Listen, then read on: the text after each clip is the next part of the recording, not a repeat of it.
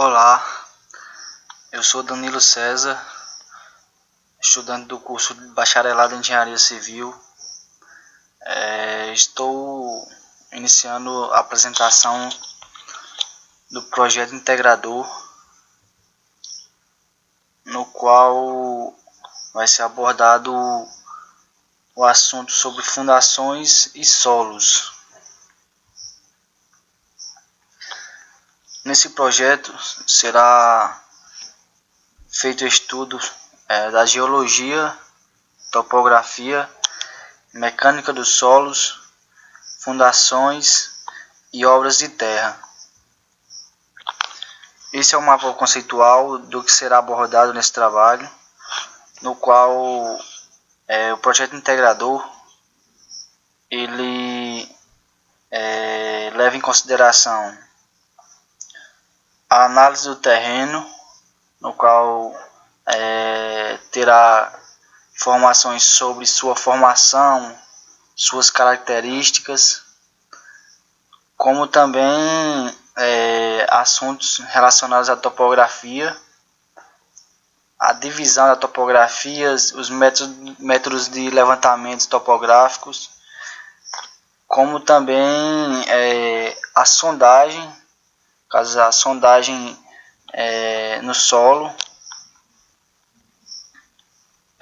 o tipo de fundação usada no terreno, como também o uso do muro gabião, certo?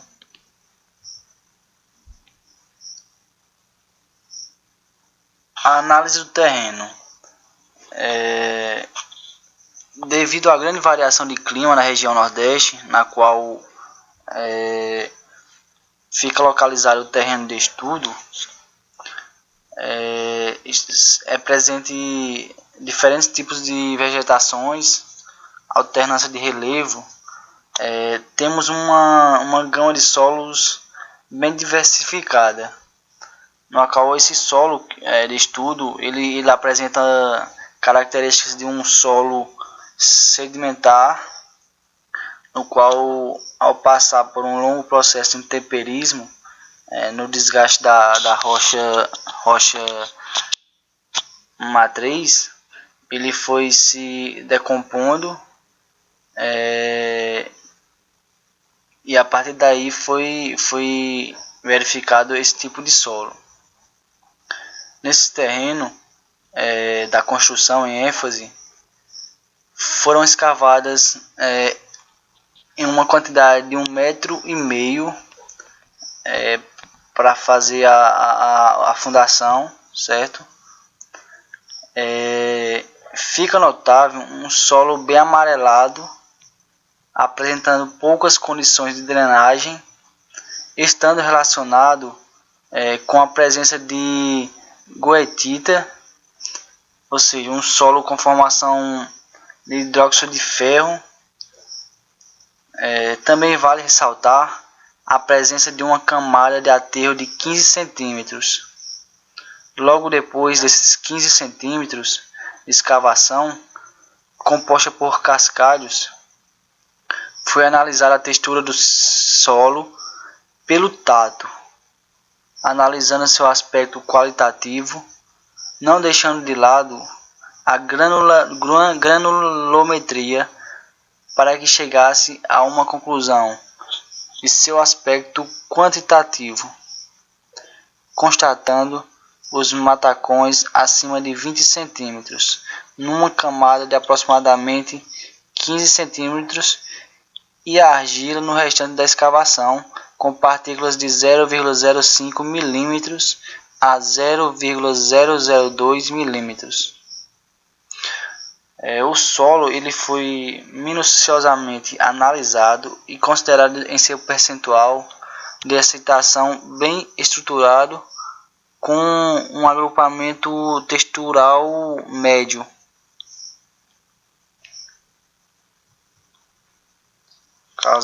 A gente está vendo aí uma foto do terreno em análise.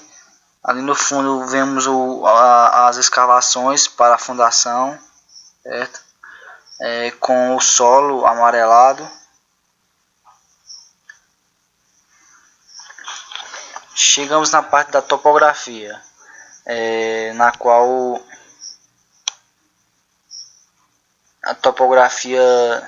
a descrição da topografia vem da palavra topo, que significa lugar ou ambiente, e grafia, um desenho ou representação gráfica, ou seja, trata-se da descrição de um lugar.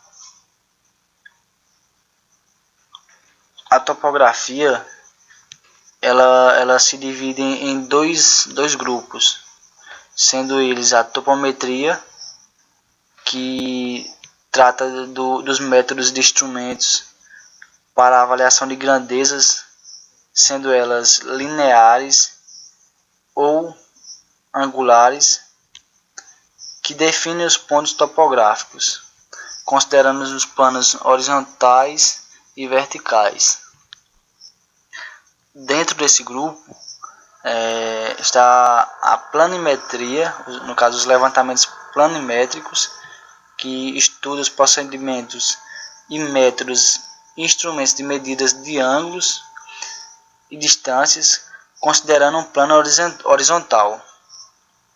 Também nesse mesmo grupo está o levantamento altimétrico, que estuda os procedimentos e métodos e instrumentos de distâncias verticais ou diferenças de níveis e ângulos verticais.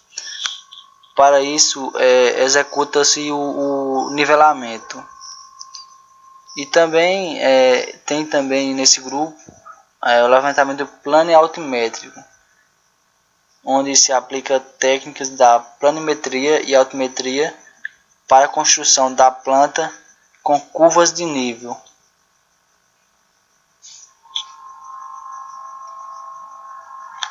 Nesse caso, nesse terreno de estudo, ele já se apresentava de forma bem acentuada. No caso, ele já se apresentava nivelado à rua, como também não necessitando o uso de equipamentos eletrônicos, como estação total ou teodolito. No terreno foi feito apenas o levantamento altimétrico, por meio de equilíbrio dos líquidos nos vasos comunicantes, que tem como base o princípio físico da força da gravidade sobre os vasos comunicantes. O instrumento utilizado foi a mangueira, com água, que faz o nivelamento de acordo com a água na mangueira.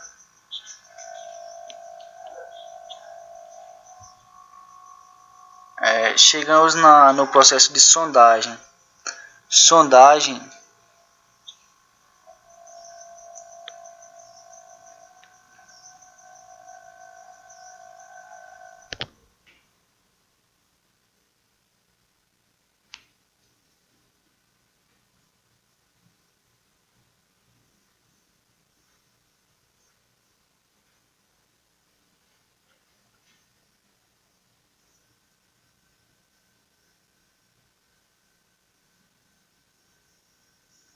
Que visa caracterizar o solo, que servirá como parte de um elemento de fundação de uma edificação. SPT é a sigla em inglês para Standard Penetration Test, ou ensaio de sondagem à percussão, na qual mede-se a resistência de uma camada de solo de 1 metro, medindo o número de golpes com um martelo que são necessários para penetrar 30 centímetros, o que chamamos de NSPT. Os resultados desse ensaio são bons para solos com algum grau de resistência, e são ruins quando falamos de solos moles. É um ensaio relativamente simples, o que explica tamanho de fusão. Deve haver cuidado para manter a uniformidade nos golpes aplicados no solo, para não gerar erros nos resultados quando for uma versão manual. Algumas empresas também elas disponibilizam aos clientes a possibilidade de ensaio mecanizado, onde seria a menor possibilidade de variações nos golpes. O número mínimo de sondagens estabelecidas por normas técnicas considerada nos solos, a quantidade mínima de furos é pequena e deve ser sempre avaliada pelo engenheiro responsável pela obra. Segundo o que aponta a ABNT-NBR 8036 1983, programação de sondagem simples, reconhecimento dos solos para fundações de edifício, deve definir uma área de projeção de edificações.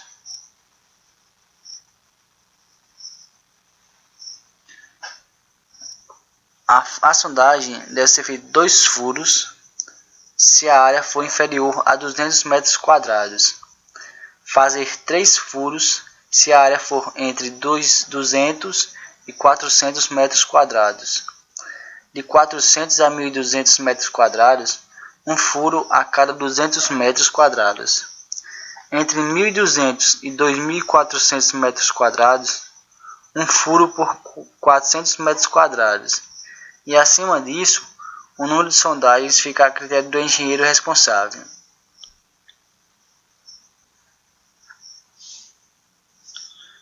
Passando adiante, falaremos sobre o tipo de fundação que foi usado no terreno que foi visto anteriormente.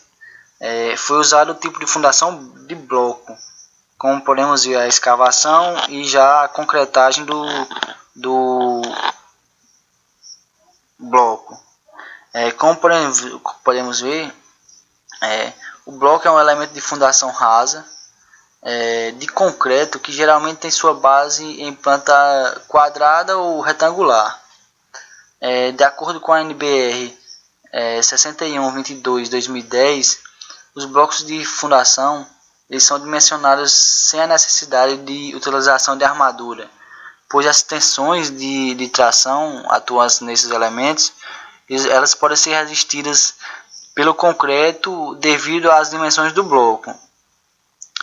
Mas como podemos ver aí, ele foi usado ferragem para dar uma maior sustentabilidade ao bloco, né? Ele resistir mais às suas trações. O bloco ele também é uma fundação recomendada para pequenas obras. No caso, essa obra é uma pequena obra em solos com boa capacidade de suporte. Podem ser realizadas em concreto simples, como foi falado já anteriormente.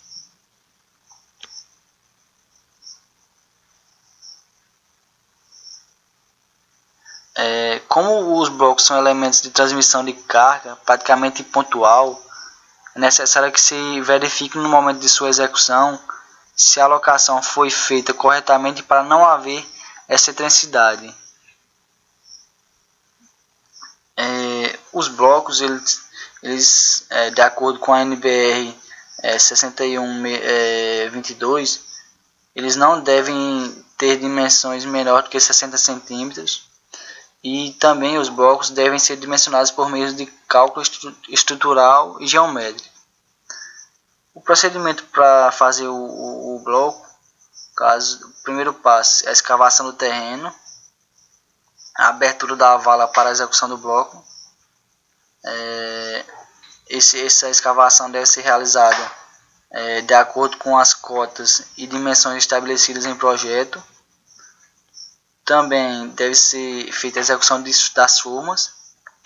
Após a verificação das cotas de apoio e as marcações dos pilares, faz-se a montagem das formas para que seja feita a concretagem posterior. também é feito lastro. Se o bloco não for assentado diretamente na rocha, como foi o caso desse bloco, é necessário, no caso foi necessária a realização de uma camada de concreto simples de 5 centímetros que ocupe toda a extensão do bloco para proteger o elemento da umidade do solo. E finalizando o processo do bloco, tem a concretagem. Neste tipo de fundação, foi, no caso, como já foi falado, foi usado uma porcentagem de ferragem para dar uma maior resistência ao bloco.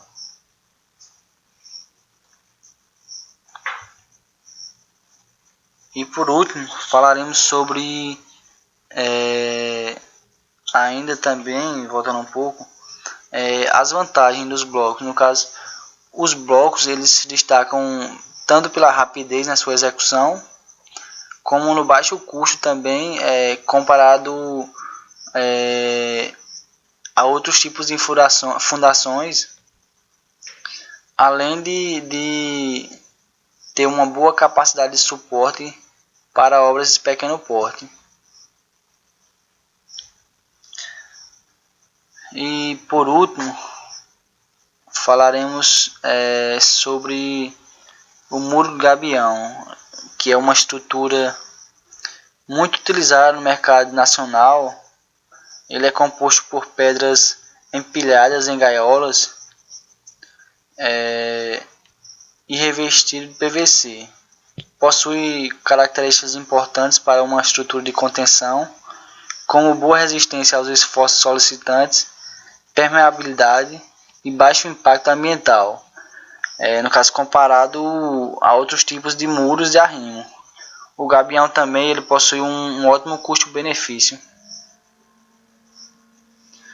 E por conta disso, ele é muito usado em projetos de contenção em encostas de córregos e rios. Ele auxilia na redução da velocidade da água e mantém o crescimento da vegetação ao seu redor, por possuir frestas nas estruturas de arame. Ele possui um ótimo custo-benefício, mas o serviço é feito de forma artesanalmente e exige uma mão de obra experiente para que a estrutura seja bem projetada. Ele trata-se de uma atividade simples, pois não utiliza concreto ou argamassa, onde o material deve ser acondicionado da forma certa e as armações devem ser feitas com precisão. As características do muro gabião, para cumprir suas funções, o muro gabião ele possui diversas características estruturais vantajosas. No caso, para a construção civil, ele é drenante e permeável, tem uma estrutura flexível, ele é durável por se tratar de construção com pedras, rochas, além também dele ser ecologicamente integrável. Ele mantém a aparência rústica e ainda não prejudica o crescimento da flora por conta das flechas em sua estrutura, certo? Chegamos ao final da apresentação do projeto integrador. Espero que tenha deixado de forma clara para o entendimento de todos. Desde já agradeço. Obrigado.